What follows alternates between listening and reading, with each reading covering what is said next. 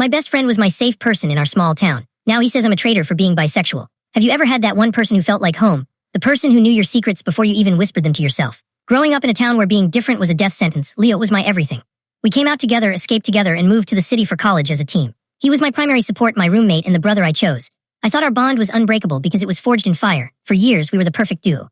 Leo identified as gay and dove headfirst into the community. I took longer to find the words. When I finally told him I realized I was bisexual, he didn't hug me. He laughed. He told me it was just a phase and that I was too scared to commit to being fully gay. I brushed it off. I loved him too much to let one disagreement ruin a decade of friendship.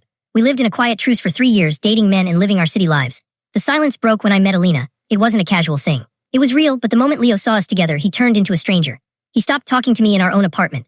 He started telling our mutual friends that I was using my privilege to hide and that I was turning my back on the community for a woman. He even called Alina a witch to her face. He gave me an ultimatum: I have nothing to say to you as long as you're with her.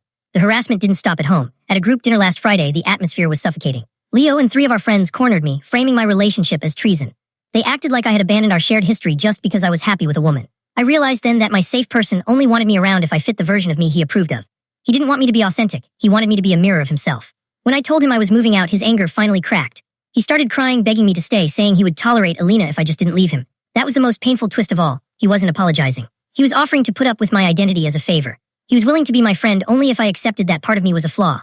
I looked at the man I had protected since we were kids and realized he had become the very thing we ran away from. A gatekeeper. I moved out yesterday. It's the loneliest I've ever felt, but it's also the most honest I've ever been. I'll always answer if Leo calls for help because that's what love is. But I won't stay in a house where my truth is treated like a betrayal.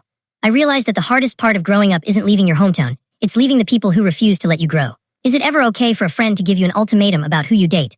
Or is that a sign the friendship was never truly unconditional?